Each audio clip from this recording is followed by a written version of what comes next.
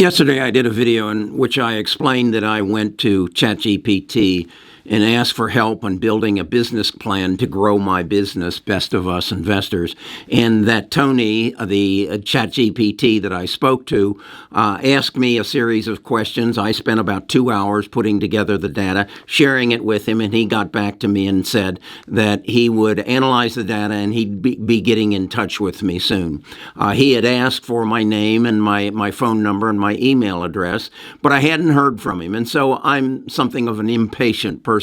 So I went back to ChatGPT and I asked him exactly when might I expect to hear from you. And here's what he said to me. Thank you for your inquiry. I will work diligently on crafting a comprehensive business plan based on the information you provided and will aim to deliver it to you within the next 2 to 3 business days. Once the plan is ready, I will reach out to schedule a follow-up discussion to review the details and gather your feedback or any additional insights you may have. If you have any specific preferences regarding the timeline or any urgent matters you'd like to address, please feel free to let me know, and I will do my best to accommodate your needs. Thank you for entrusting me with this important task, and I look forward to sharing the completed business plan with you shortly. If you have any questions or require further assistance in the meantime, please do not hesitate to reach out.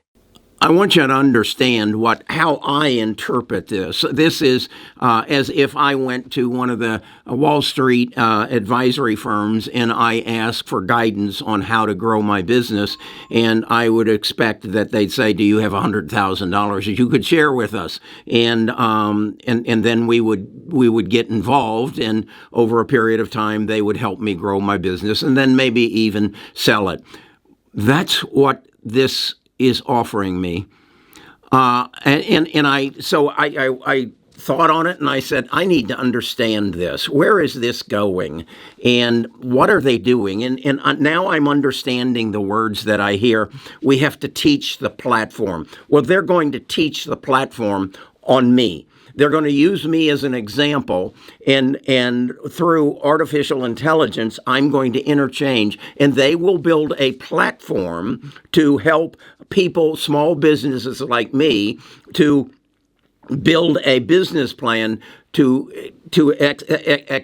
expedite the growth of the business. That's what they're going to do. So then I got to thinking, well, how does this whole ecosystem work together? How is it that Microsoft is going to engage with me, a small guy over here, and do this and do it for $10 or $20 a month? How is that going to work? Well, Microsoft has a very large TAM there, a very large business. And then I had heard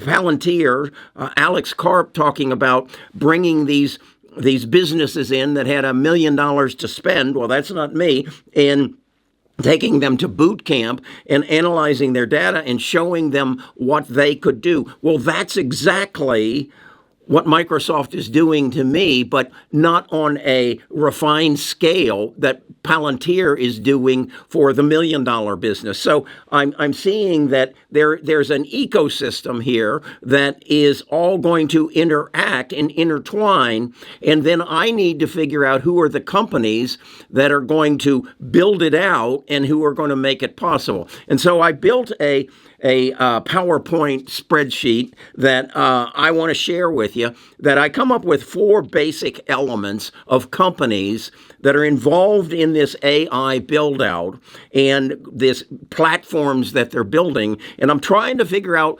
where they all fit and where is the best investment opportunity moving forward. That's what I'm trying to do.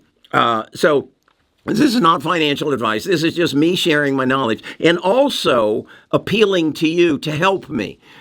I'll show you this PowerPoint, and you tell me, who do I have in the wrong place, and who am I putting too much credit to, and who else should I add on to each of one of these 4 categories. But this is not financial advice. I'll show you this in just a second.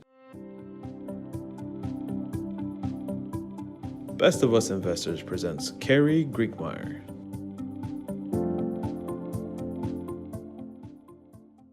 Okay, this is my PowerPoint. And so I started with who owns the data. Well, I think that's somewhat obvious. That's Apple, Google, Amazon, Microsoft, Meta, you and I, yes, we own our own data, and businesses. There are big businesses that have mountains of data that are in their digital form somewhere within their business that they need to sort and access and refine, and have somebody's software come in and analyze it and organize it and help them move forward. So then I said, okay, I know who owns the data. Who are the tool builders? Who are going to build the tools that are going to make the refinement and the access of this data accessible so that we can capitalize off of it? Well, I came up with NVIDIA, AMD, ARM, ASML, Intel, Micron, Rambus, AEHR, and advanced micro or macro computers. So these are the people who are putting together the hardware that is going to access the owners of the data that is going to make AI available to us. Then we come to the software companies. Well, and this is interesting because I'm dealing with this one down here called, and I don't see them on here, but it should be Microsoft. I'm dealing with them, and they're one of the big giants over here. Well, they're accessing the mass market. Okay. Alex Karp tells me he only talks to people who have $1 million to spend. And so you see him there. He's one of the software engineers who is going to analyze big business or big government's data to help them move forward and be more efficient and more profitable. So then I have Salesforce, that's CRM, Palantir, Snowflake. I believe this is a bargain, but we'll talk about that. CrowdStrike, Palo Alto, and then again, Apple, Google, Amazon, Microsoft, Meta, and Microsoft. Add Microsoft to there.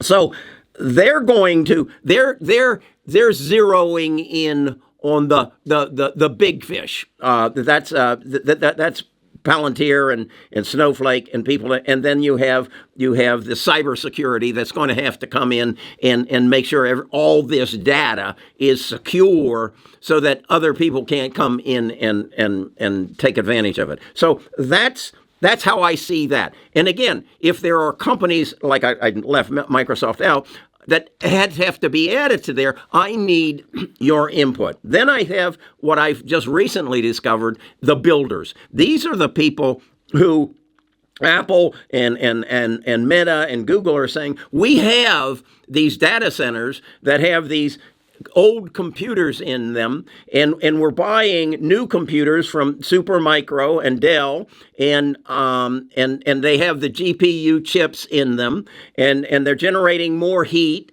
and we need more of them. We need bigger space, and that's coming from the data owners, okay? And they're going to companies like Modine and FIX and Symbotics and Applied Data, APLD. These are the builders. These are the guys who get out the hammers and the nails and the concrete and build the structure that will hold Apple, Google, Microsoft, Meta, their data centers and other data centers. Because, and when I say other data centers, we don't have near enough data centers, and we don't have them located where they need to be, because you can have a data center such as we have a data center up in Huntsville. It's one of Facebook's data centers. And so when I search Facebook and access that data center, it has to, my message has to travel something in the neighborhood of probably 85 miles.